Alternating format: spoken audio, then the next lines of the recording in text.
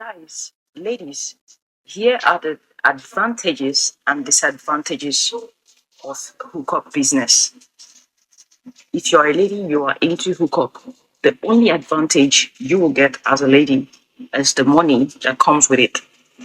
Then, as a man, the advantage is that you are using this to quench your lustful thirst. Then, here are the disadvantages of hookup business.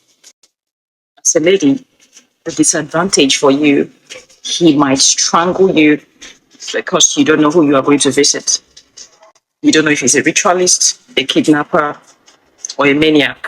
You don't know if he has mental issues. You don't know if he has issues with ladies. Probably some must have hurt him in the past, and he has decided to hunt for women. So this is number one disadvantage for you as a lady doing hookup business.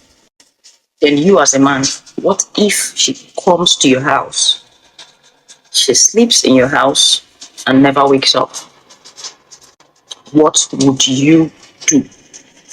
Then the disadvantage for the both of you is this. A lot of you doing this business, a lot of men patronizing these ladies find it difficult to understand that doing such things or sleeping around normally, even without doing hookup, has its disadvantage. The disadvantage is the fact that the same way you contact HIV/AIDS is the same way you can be a carrier of numerous evil spirits without even knowing it.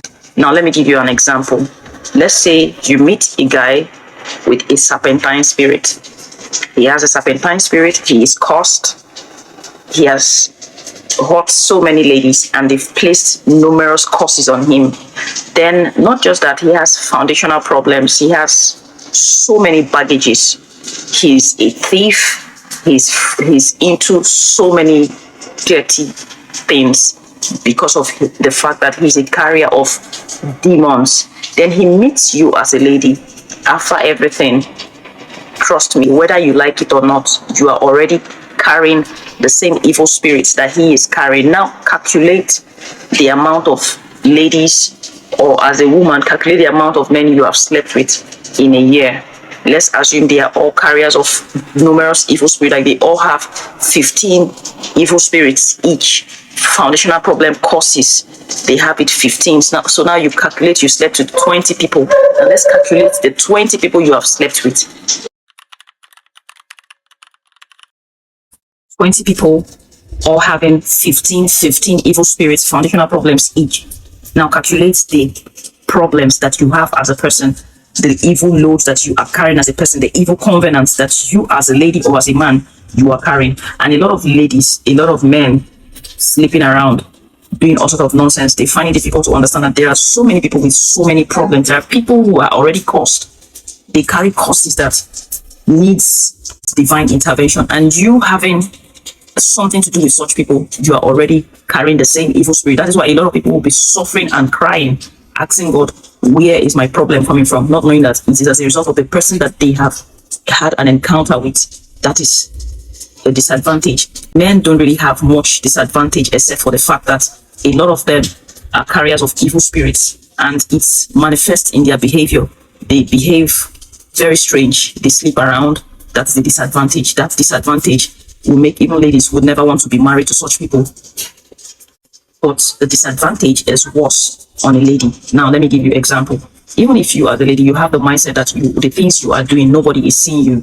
You travel to places, you travel to countries to do all the things. Do not forget that we are like water on this earth. Even if you travel to places to do this business, the fact still remains that even when you decide to be a changed person and you come back to a certain country, a hidden place, or you come back to your home, your homeland, your country, pretending or trying to cover up your tracks so that people would not notice the things that you've done in the past, or you want to start a new life, the fact still remains that your past will still catch up with you.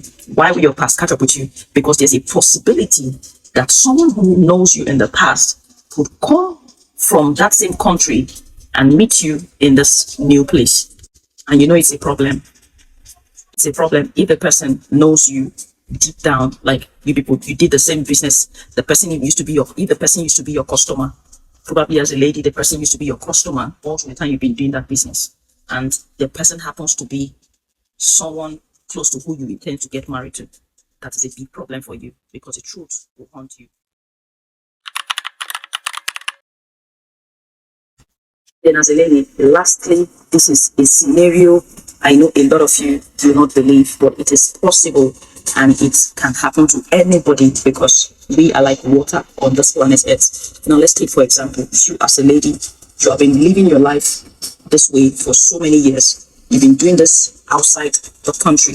Nobody knows that that's what you do for a living. Nobody knows anything about you. Then you decide to change your way of life. Then you come back to your country and you decide to start afresh. Or even if you decide that you've given your life to Christ and you have moved on from your past. Now, let me give you an example. If you don't do hookup as a lady, but you sleep around, you jump from one place to another, you go from one man to another, from one place to another, from one state, from one this, from one that, probably you don't do hookup, but that is the lifestyle you live. It still has its own repercussion. The payback is going to be very, very deadly in the sense that, number one, as a lady, let's assume I'm trying to create a scenario for you. I'm trying to create a scenario for you so that you can understand the disadvantage, the strong disadvantage of this kind of behavior or this kind of lifestyle. It's except if you are doing it with a mindset that you don't intend to get married for life, you don't intend to, then you can continue. That is your problem.